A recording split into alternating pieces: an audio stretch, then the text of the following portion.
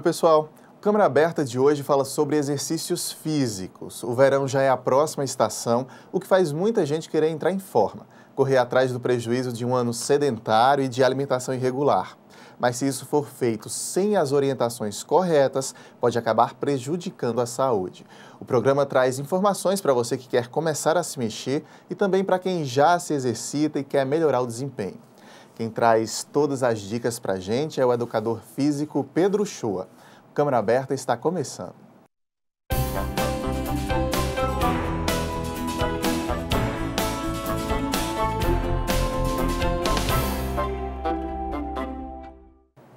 Você de casa nos acompanhando, seja muito bem-vindo ao Câmara Aberta. Pedro também, seja bem-vindo ao nosso programa. Boa tarde. Pedro, todo fim de ano as academias lotam, né, de novo. Muita gente passou o ano sem se exercitar. O brasileiro tem essa mania, tá chegando o verão, quer correr para a academia, quer correr atrás do prejuízo. Tem muito disso mesmo? Acontece muito. Esse fim de ano é onde realmente há uma maior procura por atividades físicas e academia. Todo ano é da mesma forma. E aí muita gente comete alguns erros, né? Passa o ano todo sedentário, não se mexe, não faz nada e quer pegar em muito peso de repente, quer fazer um treino pesado de repente. A gente listou aqui alguns desses principais erros para você ir esclarecendo para a gente. Primeiro, tem gente que não dá atenção à avaliação médica antes de começar qualquer tipo de exercício. Por que é importante essa avaliação? O médico é a pessoa mais capacitada para estar analisando se o indivíduo tem ou não condições, se está apto a realizar atividades físicas. Então, a procura de um cardiologista, por exemplo, é bastante interessante, que já veria toda a parte cardiovascular, veria se a pressão é normal, se não é, e assim indicaria que o paciente estaria apto a fazer atividade. É de extrema importância. Assim como a avaliação física também, que é feita em academias ou por professores de educação física, visando avaliar a capacidade física daquele indivíduo. Para a gente exemplificar, por exemplo, uma pessoa obesa, né, um cidadão com 120 quilos, resolve se mexer do dia para a noite. Ele pode ter até algum problema de saúde se ele não está acompanhado pelo médico, sabendo os limites, né, até onde ele pode ir. É verdade. Ele está sujeito a diversas, vamos dizer assim, condições que possam estar prejudicando a saúde dele. Se ele não tem um acompanhamento médico, nem de um professor de educação física cuidando do treino dele, a probabilidade que ele esteja fazendo algo errado é muito grande. E são nessas avaliações que define o tipo de exercício que ele pode fazer? Por exemplo, uma pessoa nesse perfil que eu citei agora, não pode do dia para a noite fazer um treino de musculação intenso, com altas cargas de peso, talvez tivesse que começar com uma caminhada, né, com uma coisa mais leve. São essas avaliações que vão definir? São. Sendo indicado pelo médico que essa pessoa pode realizar atividade física, ele vai começar a fazer um treino, uma atividade, uma caminhada ou até uma musculação, mas de maneira como um iniciante, como uma pessoa sedentária. Então, o ritmo, a intensidade, a quantidade de exercício que deve ser feita tem que ser muito bem medida, né? E se ele consegue fazer um pouco mais de atividade, você vai progredindo com o treinamento. Tanto com pessoas numa condição como esta que você indicou, que já é um caso de obesidade, quanto pessoas num peso normal, mas que nunca realizaram atividade, sempre tem que ser feita uma progressão. É um princípio do treinamento físico, é a progressão do treinamento. Bacana. Vamos para um outro ponto aqui. Um erro também. Muita gente ignora o aquecimento e o alongamento. Eu sigo muitos educadores físicos no Instagram, por exemplo, e eu vejo eles defendendo, citam alguns estudos, defendem algumas teses que tem casos que não precisaria de fato aquecer ou alongar, mas é uma polêmica até, uma discussão. Para você, qual é a orientação? A gente tem que alongar, a gente tem que aquecer, caso por caso, qual é a orientação?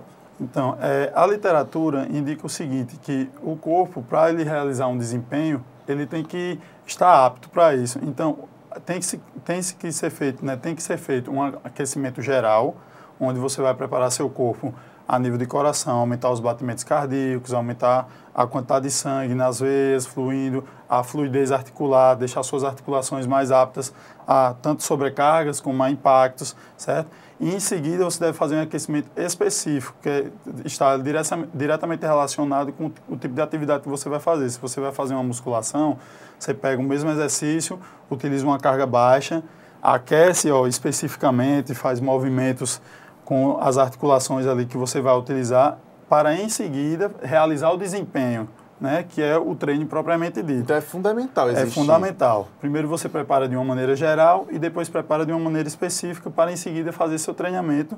E, ao finalizar o treinamento, existe também o descanso, a volta à calma, certo? Você voltar a um estado mais tranquilo do seu organismo. Também com aquecimento? Seria um resfriamento.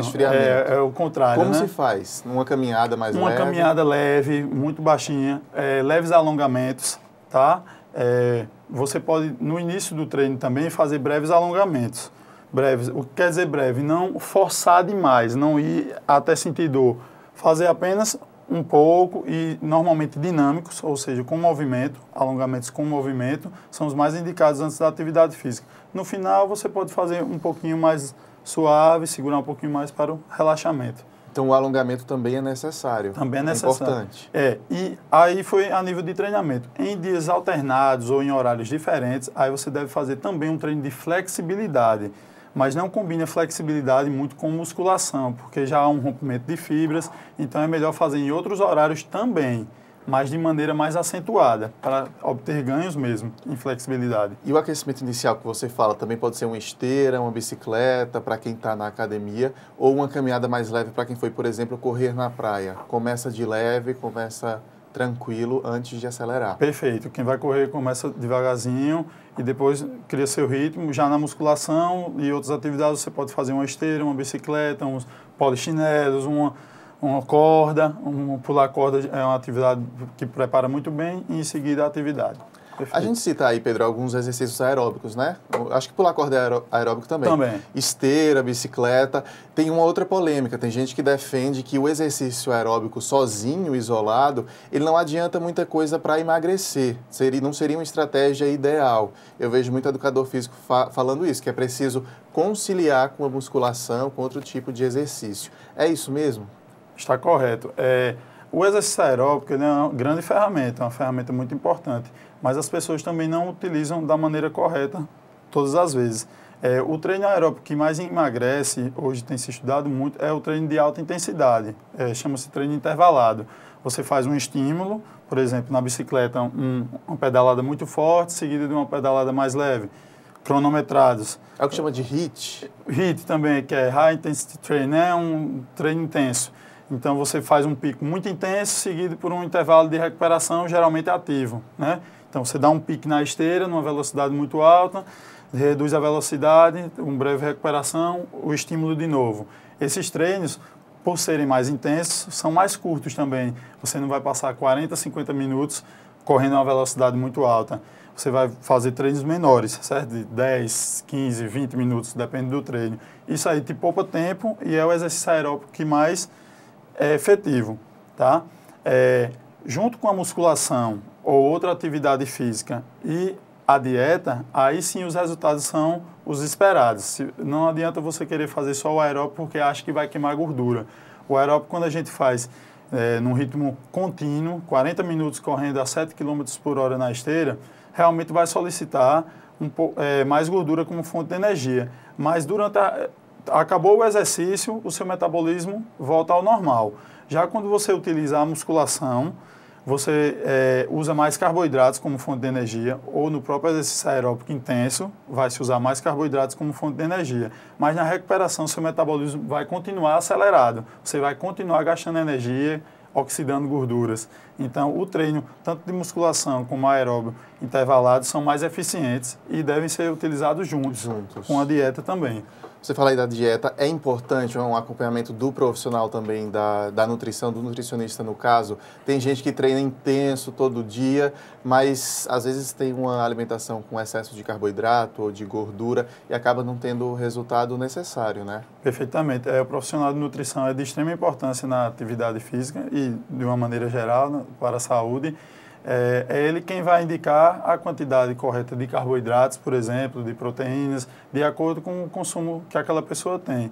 E isso é de extrema importância antes e após a atividade, que são os horários onde a gente precisa de uma ingestão melhor de carboidratos, né? Estar com o glicogênio muscular, que é a nossa fonte de energia, com os estoques cheios. E uma nutricionista é de extrema importância para que você esteja no seu desempenho máximo.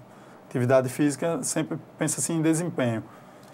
Um outro erro aqui que a gente listou, tem gente que pega mais peso do que o recomendado pelo instrutor. O instrutor saiu de perto um pouquinho, ele acha que dá, que está podendo já fazer mais e pode acabar gerando uma lesão, alguma coisa. Tem gente que faz isso, né? É muito comum, né? Isso não é à toa. Existe um princípio do treinamento que se chama princípio da sobrecarga, né? Vai chegar um momento em que uma carga que eu utilizo vai se tornar leve ou moderada e eu vou precisar aumentar para continuar progredindo. Mas essa não é a única forma de se progredir. E nem a única forma de ser executado o exercício também. Existem outras formas de executar. Por exemplo, você pode fazer numa velocidade mais baixa aquele movimento. Então, isso vai te custar muito mais tempo, você vai fazer menos repetições, mas você talvez fique até mais tempo com a musculatura sendo exercitada, que é o que a gente chama de tempo de tensão, certo? Então, só a carga não é a única forma que você tem para hipertrofiar ou para obter ganhos. Existem várias outras maneiras. Você pode fazer mais devagar, você pode usar métodos como o drop set, onde isso visa aumentar o número de repetições. Você pode fazer algumas repetições com uma carga mais pesada, retira-se 50% da carga e pode continuar executando. Sem um intervalo, sem um descanso. Isso é o que se chama de drop? Isso, seria aí sem descanso, drop set, que a gente chama. Drop quer dizer uma queda, né, naquela carga. Isso aí te possibilita continuar executando o movimento. Então, você vai passar mais tempo executando, mais tempo sob tensão. O que identifica, que faz modificações a nível celular, a nível muscular, é o tempo sob tensão. A musculatura ela não consegue contar, concorda comigo, quantas repetições eu estou fazendo. Mas se você conseguir chegar à fadigar seus músculos, tanto com cargas elevadas quanto moderadas, você vai obter resultados. Essa fadiga não quer dizer que você tem que ir até sentir dor. Tem gente que vai assim também, tenta ali até sentir uma fisgada, sentir uma coisa, isso já talvez tenha sido um exagero.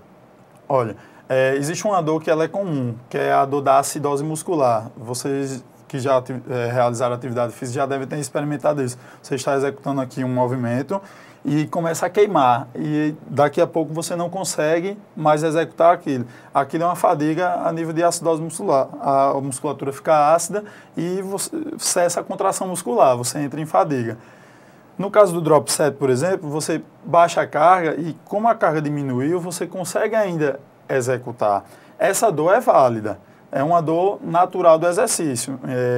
Parte dela você tem que controlar psicologicamente, conseguir cada vez mais resistir um pouquinho àquela dor, entendê-la e conseguir seguir em frente. Mas o exagero ao ponto de você não conseguir executar corretamente o exercício, não se deve ser feito. Então, como deve ser observada a questão disso aí?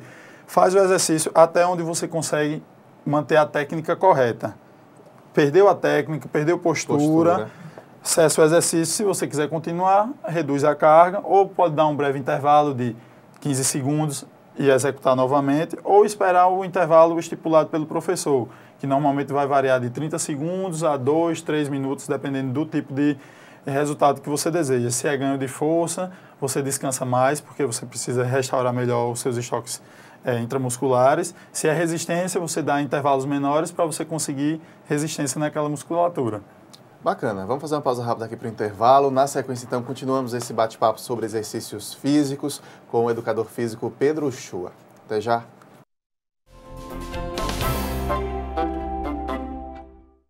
A gente sabe que o futuro da nossa cidade está na mão dos nossos jovens. Por isso, queremos ouvir você. Se liga na Câmara! Saiba o que os especialistas têm a dizer sobre saúde, educação, infraestrutura. Conheça os seus direitos. A Câmara está aberta. Se liga na Câmara. Confira o que os seus representantes têm feito em benefício da nossa cidade. O nosso jornal é todo seu. Se liga na Câmara.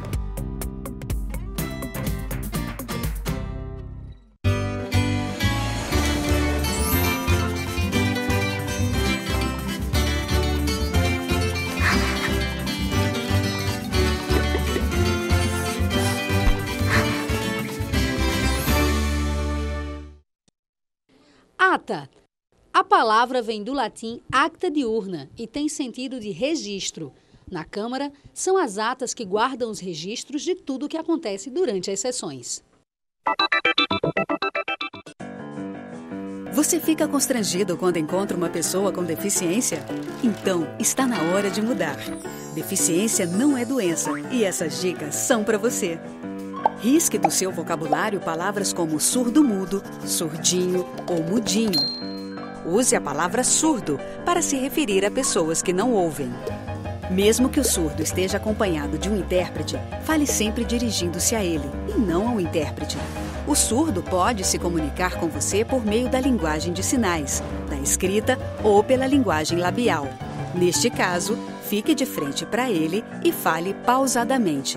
Nos eventos promovidos por órgãos públicos, os surdos têm direito à presença de um intérprete. É um direito garantido por lei. Cidadania é saber conviver com as diferenças.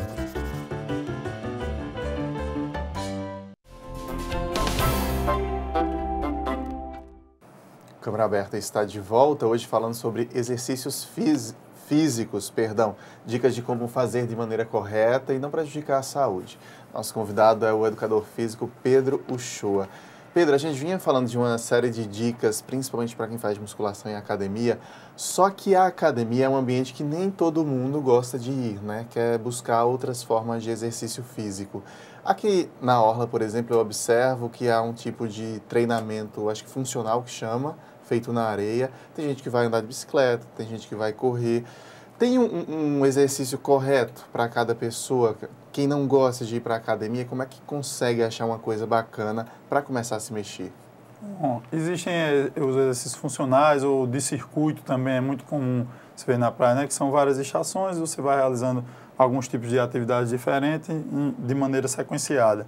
Olha, a musculação é uma ferramenta muito importante, porque ela é a principal e talvez uma das únicas que aumenta a quantidade de massa muscular. A partir dos 30 anos, a gente começa a ter um declínio, tanto na força quanto na massa muscular. Um breve declínio que, ao passar dos 40 para os 50 e dos 50 para os 60, aí se acentua muito mais se a gente for imaginar um gráfico, uma curva. Com a musculação, você consegue retardar isso, tá? E principalmente até para as mulheres, elas perdem muito mais massa muscular e massa óssea que os homens. Então, assim, é muito importante a musculação, tanto para homens e mulheres, pela questão da manutenção da massa muscular, que ao longo dos anos a gente vai perder, então isso é como uma poupança.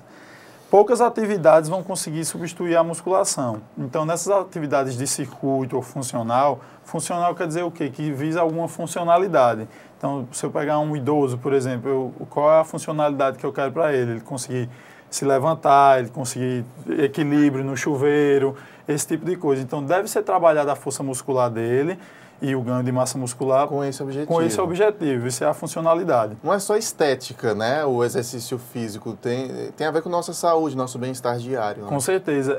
A prática de atividade física te deixa mais disposto no dia a dia, libera hormônios como a endorfina, né? Prazer, bem-estar, que é uma coisa muito importante para se ter saúde. Então, na verdade, deve ser um hábito. Se você adquirir isso para o seu dia a dia, com o passar do tempo, você vai colher os frutos disso aí. Então, não adianta ter muita pressa.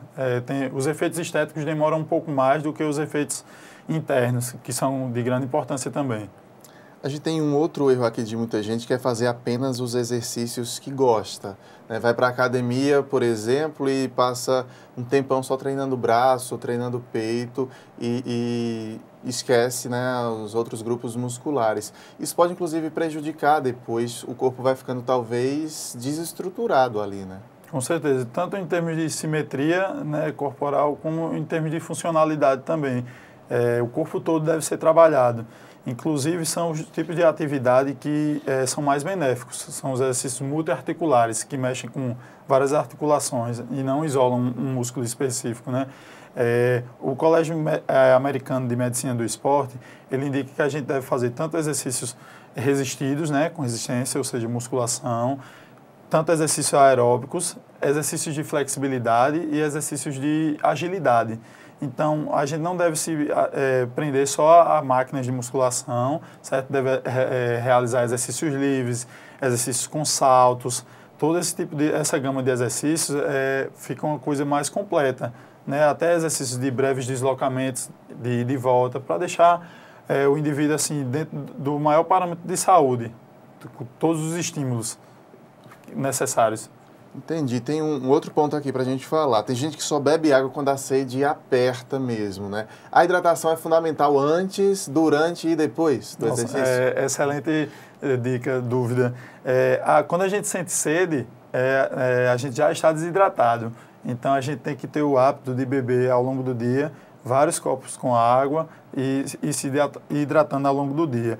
Antes da atividade física, deve ter um pouco mais de hidratação. Então, recomenda-se que 1 hora antes da atividade, por exemplo, você ingira de 300 a 500 ml de água. Tem gente que, para algumas pessoas, 500 ml é muito. Então, reduz um pouco aí, pega esse mínimo de 300 ml para você já estar hidratado na hora que começar a atividade. E a cada 15 minutos, é ideal que você se hidrate também. É recomendado, você consegue mais ou menos ingerir cerca de 500 ml ao longo de 1 hora. Então, se você conseguir pausar isso aí em 2, 3 etapas de água, fica bastante interessante.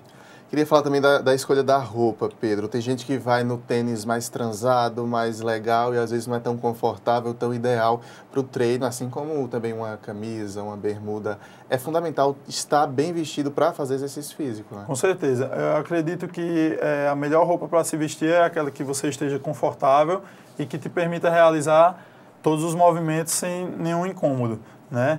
E a questão do tênis também é de extrema importância, principalmente para quem vai correr, para quem vai realizar exercícios de impacto com saltos, exemplos de vôlei, basquete, handebol, né? Então, você tem que utilizar o tênis adequado. No caso da corrida, principalmente, ao teu tipo de pisada, certo? Então, na hora de comprar o tênis, você deve tentar ver com o vendedor para que tipo de pisada é aquele tênis e descobrir com ele seu tipo de pisada e comprar um tênis adequado.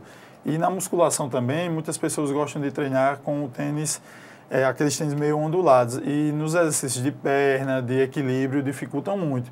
Então, às vezes, um tênis mais retinho, com um amortecimento correto, é o tênis mais adequado. Vai interferir diretamente no desempenho, né, do exercício? Vai. Se for um tênis com superfícies irregulares, realmente não vai ser interessante. Então, tem que ser um tênis adequado, tanto em termos de amortecimento, quanto de estética mesmo, de solado, né? Vamos para um outro erro aqui. Tem gente que repete todo dia o mesmo treino, sem folga. Por que isso não pode ser feito? O corpo ele precisa descansar, né? Quando você faz um estímulo. Então, o treino é o estímulo, é o que você vai, o choque que você vai dar no músculo para que ele cause modificações. É no descanso que essas modificações vão ocorrer. Então, você pode, por exemplo, fazer um dia de musculação, outro dia só de aeróbico, outro dia descansar, outro dia fazer só flexibilidade e ir repetindo uma sequência de treinos de maneira lógica, né? É importante também que você alterne os dias em que você vai trabalhar certos tipos de musculatura para dar tempo às articulações descansarem. É isso que eu queria entender, porque quem faz musculação todo dia, de segunda a sexta ou de segunda a sábado, tem que esquematizar de uma forma que não malhe o mesmo grupo muscular todo dia. Isso.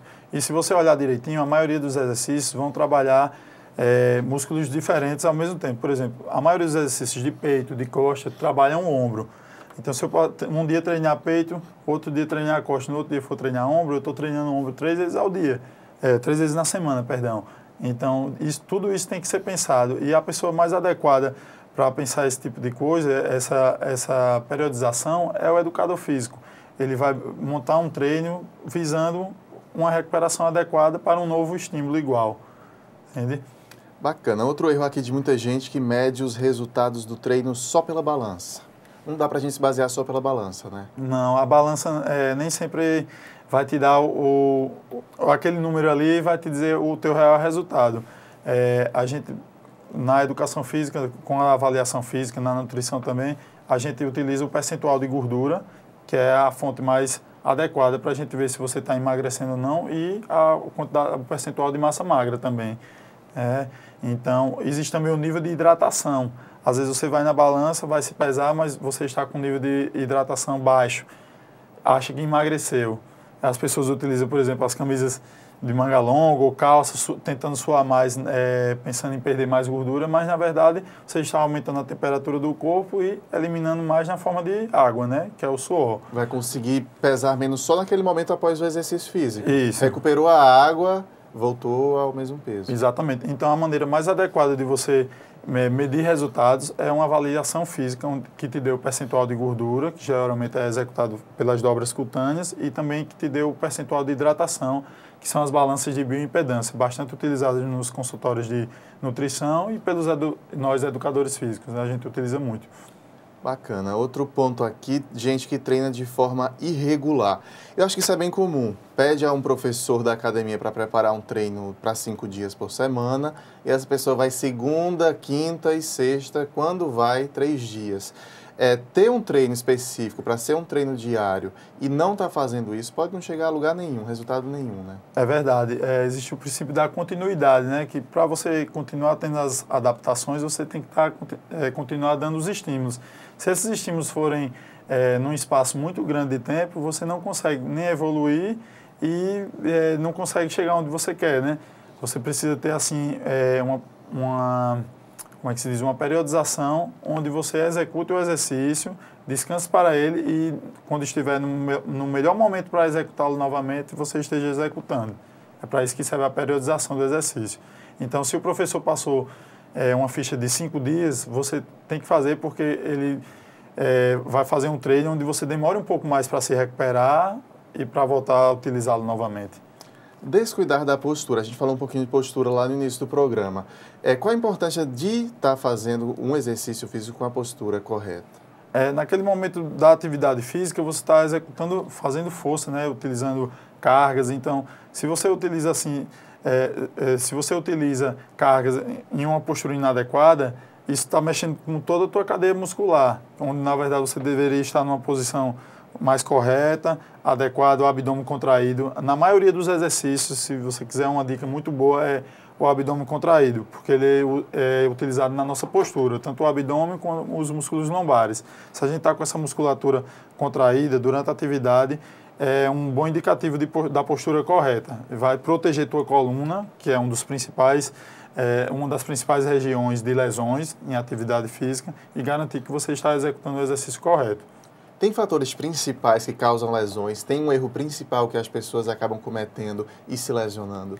Olha, o aquecimento é um dos maiores preventores de lesão, né? Quem previne a lesão, na verdade, é o aquecimento. O alongamento, com o passar do tempo, ele vai te dar a flexibilidade, mas naquele momento ali, se você fizer um alongamento muito pesado, ele não vai te dar o que você quer, que é prevenção de lesões, é o aquecimento. É importante, Pedro, a gente ter um foco, um objetivo, uma data para se chegar a um determinado resultado. Isso ajuda a gente a conseguir esse resultado? Olha, datas que realmente deve trabalhar são os atletas, né? Visando competição, visando estar no seu auge de desempenho físico para tal modalidade naquela data. Indivíduos comuns não devem se preocupar com data, porque cada organismo vai responder ao treinamento de uma maneira diferente, com um tempo diferente. Então, se você tem um objetivo, você deve usar as ferramentas, tanto de exercício quanto de nutrição adequadas, e esperar o seu corpo responder na velocidade dele. E aí as coisas vão acontecendo. Bacana, Pedro. A gente precisa encerrar. Muito obrigado por todas essas orientações, essas dicas. Acho que o nosso telespectador recebe essa informação e vai começar aí a se mexer, a se exercitar de uma maneira a não se lesionar, né, a não prejudicar a saúde. Seja sempre muito bem-vindo aqui. Muito obrigado. O Câmara Aberta de hoje termina aqui, mas você pode manter contato com a gente sempre pela internet. Acesse nossa fanpage facebook.com/tvcâmarajp. Lá é possível rever nossos programas, comentar, sugerir pauta. Passe por lá. Muito obrigado pela companhia e até nosso próximo encontro. Tchau!